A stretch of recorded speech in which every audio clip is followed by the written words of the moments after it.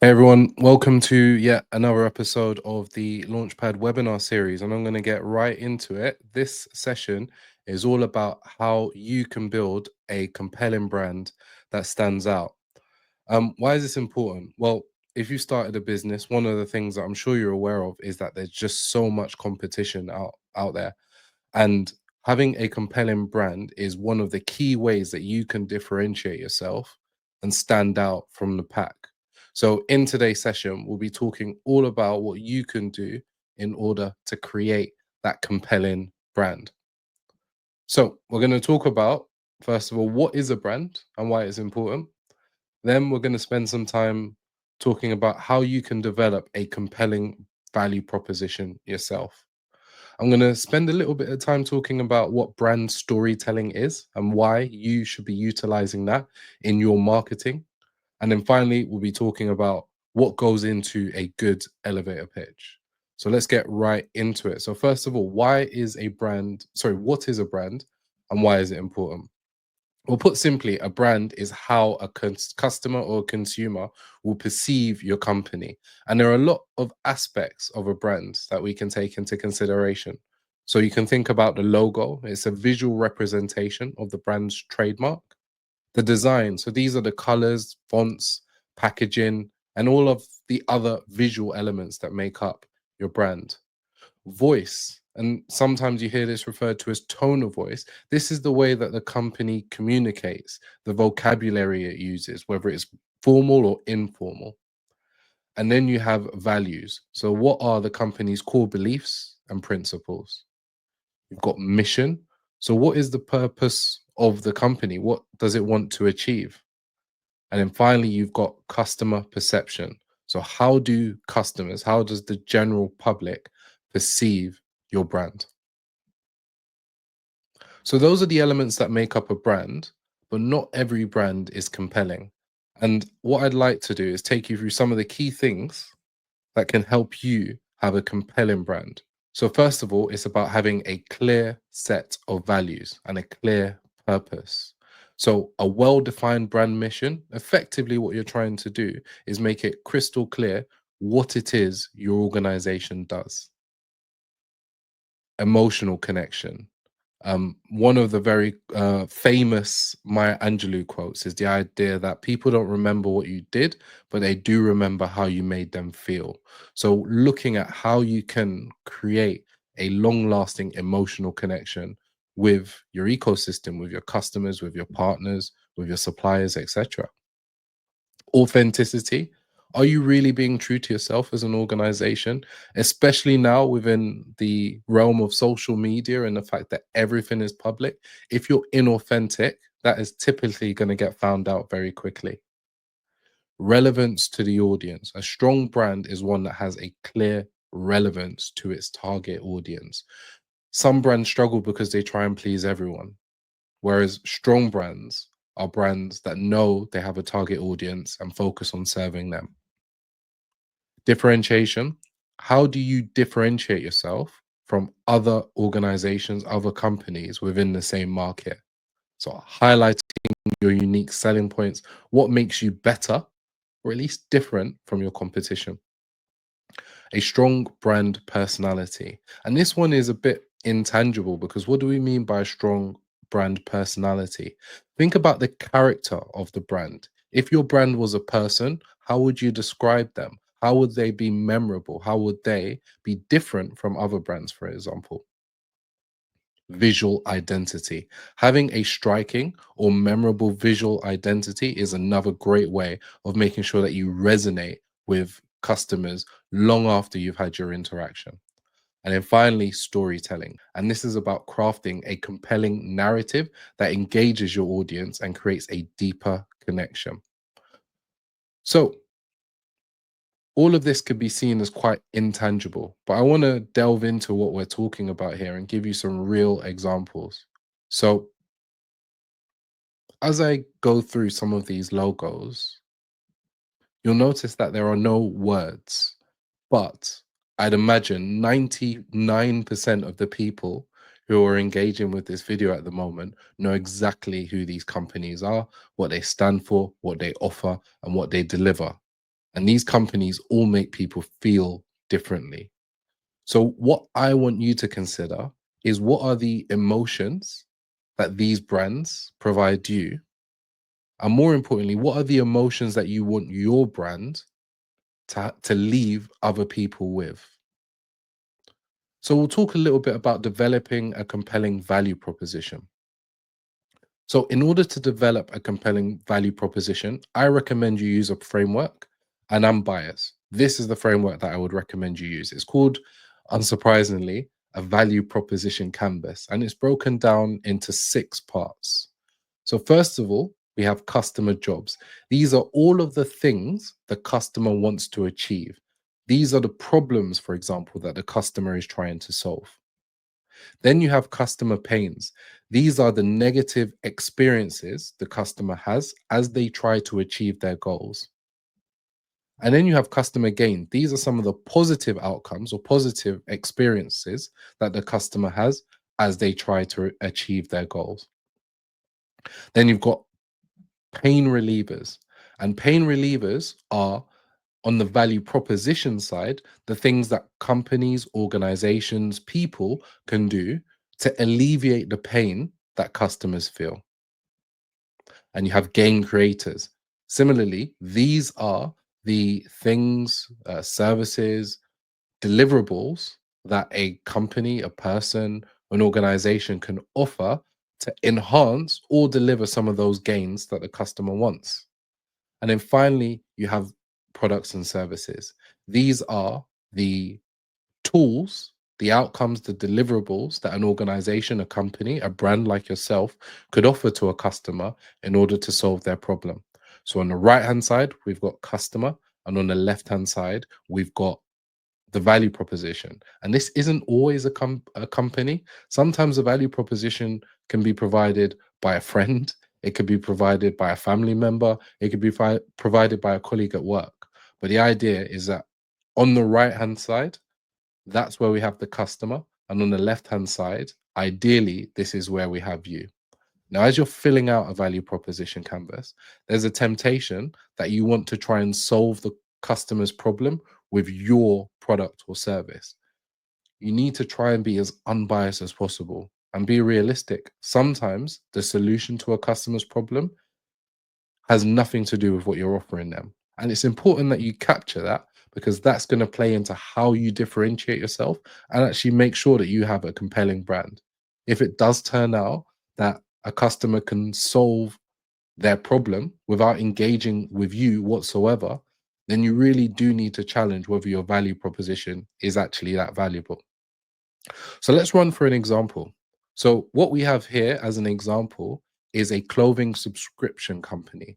And you may have seen these. These are the types of businesses that will offer you for a fee a monthly clothing box, which has loads of different styles that a customer can try on and return what they don't want and keep what they want. Um, and we'll run for an example where we have a fictitious customer.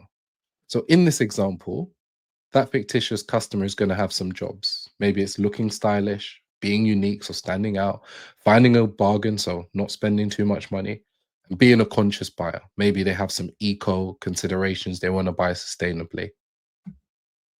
What are some of the pains that they'd experience? Well, finding something that fits is definitely going to be a challenge for many of us. Spending too much money, we've all been there. Spending a lot of time browsing, I've definitely been there. It's probably my biggest pet peeve when I want to buy some new clothes. It's how much time I have to spend finding something that I like. What are some of the gains? Well, convenience. Sometimes you find a quick solution.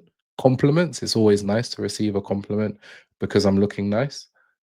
Increased confidence, which is a big one for some of our customers. You know, they buy products and services because they want to boost their confidence.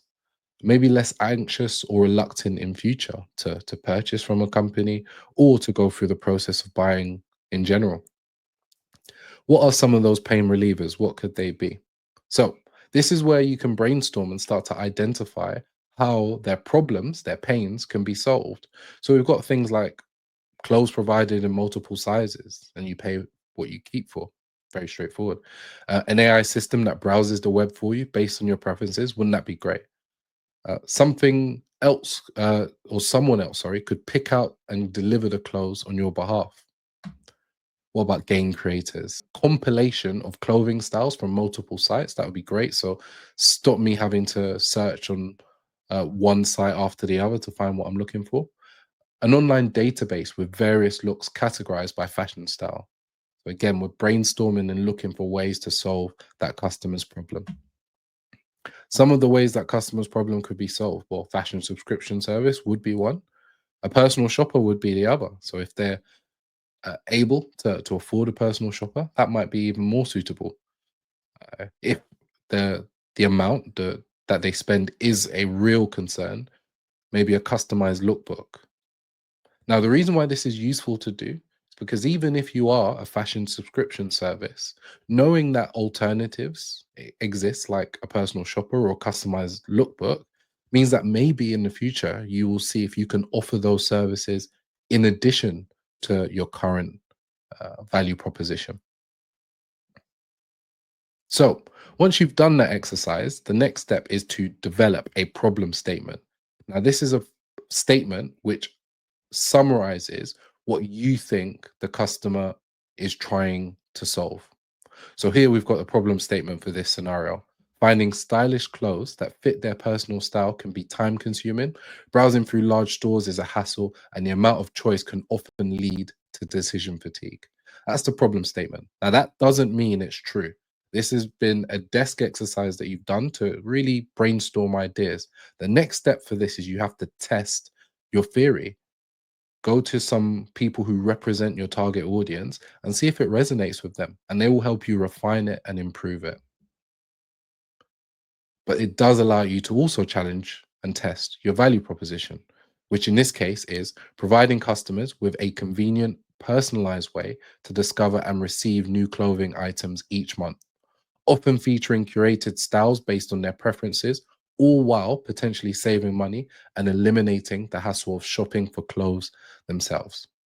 So both of these are statements that you can test and refine over time. And as your business grows, so should your value proposition. So now we'll talk a little bit about brand storytelling. How do you communicate the message to your customer once you've got it roughly ironed out?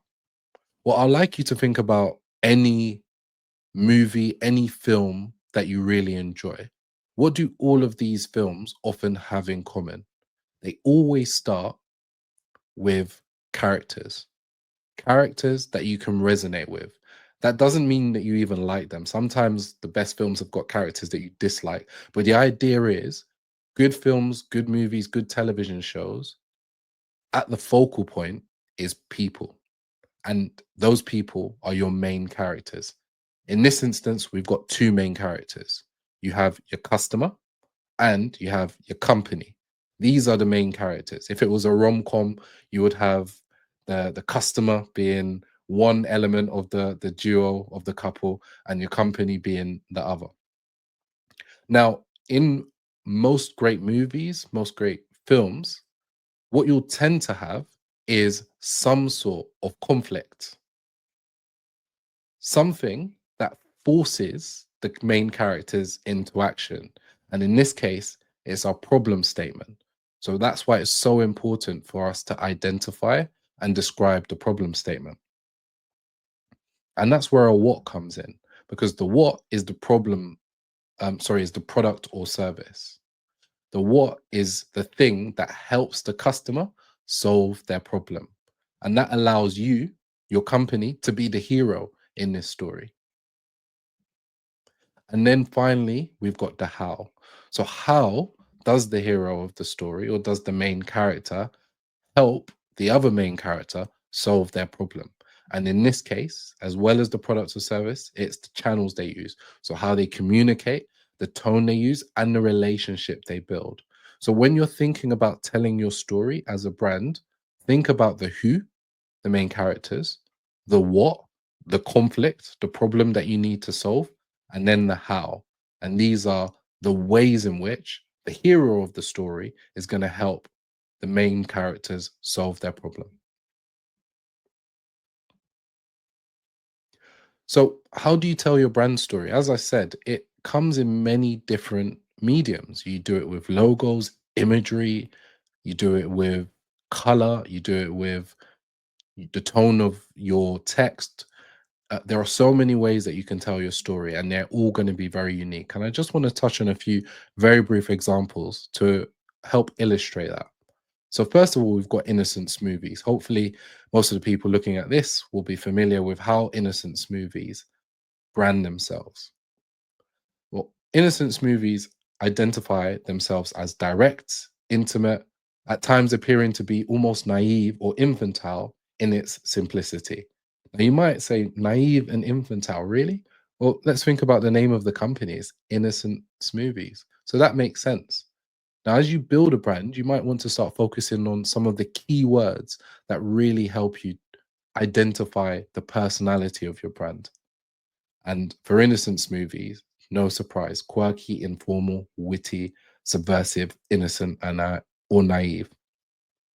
Now, I'm not very artistic or creative, but this is where you can work with graphic designers or creators yourself. So if you are a creative, fantastic, to turn those keywords into imagery, into language, into video content, for instance. And the idea there is that although I'm not creative, I do see how those words translate into the images that we see in front of us. So that's one example. Let's look at another one. This is a brand that I'm very familiar with. I'm lactose intolerant, so I'm always looking for good alternatives to milk. And Oatly is a really good one. And it's very different brand. They self-identify as progressive. They seek honesty and sustainability. And these are some of the keywords that they highlight. So playful, confident, humorous, monster like, whatever that means, honesty, and passionate. And again, you can see how those keywords translate into the imagery that we see in front of us. Now, the thing about this is when we think about branding, branding can change over time. If you look at many brands, whether it be McDonald's, whether it be Nike, whether it be uh, uh, even Jaguar recently, who are going through a brand transformation, the keywords that they identify may take on very different visualizations in the future, or the keywords may change, and that's okay. A different graphic designer, a different creative will take those keywords away and create a completely different brand identity. And that's why sometimes it's good to work with multiple in order to get the vibe right for you and your company. And then finally, Dove, a very different brand from the other two that we've seen. And they self identify as promoting beauty as a source of confidence and emphasizing beauty, not being defined as shape, size, or color. It's a feeling like the best version of yourself. And those are some of the keywords that they've highlighted. So natural, soft, friendly, confident, universal, beautiful, delicate. So you can see again how those keywords translate into the imagery and language that they use. So those are some examples. And the idea there is for you to just give that some thought for yourself. What are the keywords that you want to associate with your brand? And how do they come across in visuals, in logo, in the tone of voice that you use, etc. Finally, I want to spend a little bit of time talking about your elevator pitch. So you've spent some time and effort thinking about your value proposition, how your products and services help to solve a customer's problem. You won't always get a long time to tell that story. So an elevator pitch is a very brief statement which articulates your products and services, your company, your brand. And the reason why it's called an elevator pitch, as many people will know, is the idea is, you could be in the elevator or a lift with somebody who could change your life. And the only time you have is the time between you getting in and them getting out. And that could be 30 seconds. So the idea here is to give a very brief statement which gets across a lot of information. So if you're a startup or a company, there are a couple of things that I think are worth you considering. So what does your startup do? Who does your startup serve? What problem are you solving for them? And why is your company different from the competition? If you've got additional time, you might also want to consider a couple of other things. These are things that a really important stakeholder or an influential person could help you with. What is your biggest success so far? What is your next big step? And what support do you need? So, put simply, when you think about a positioning statement or your company's elevator pitch, there are a couple of things you definitely want to include. Who is it for? What might they be dissatisfied with? What problem are they trying to solve? What exactly does your business do? What is your product? What is your service? Why is it different from your competitors? And what features really make it stand out? So here's an example. So I put this together. So Netflix, please don't sue me. But I had a bit of a think about Netflix as an organization and what their elevator pitch, what their positioning statement might be. I noticed that the language doesn't absolutely match word for word the structure on the right hand side, but it touches on all of the key points. So Netflix is on a mission to provide entertainment to a global audience who want a viewing experience tailored to their individual preferences. Our HD video streaming service comprise some of the most popular movies and TV shows in the world. Unlike traditional television services, we provide easy access to content whenever and wherever our customers want. So, a very high level positioning statement, elevator pitch, which gets across loads of information. So, although that's not perfect, I literally put it together in a couple of seconds. Have a think about what your positioning statement, what your elevator pitch is. So that's it. In summary, I'd like you to think about how you are currently operating as a brand, whether it's in person or online. And remember this, everything your business says and does should contribute to the story you are trying to tell. It is important to clearly articulate that story for yourself and your teams to ensure your target customers clearly understand your brand. So I really hope that's helpful for today. There was a lot of information there, but as always, this is why the Launchpad community has been set up. So if you like this, if you'd like to ask me some questions about any of the content that's been covered today, by all means, follow the link in the description, reach out, and hopefully we can have a great conversation. But until next time, have a great week, and I'll speak soon.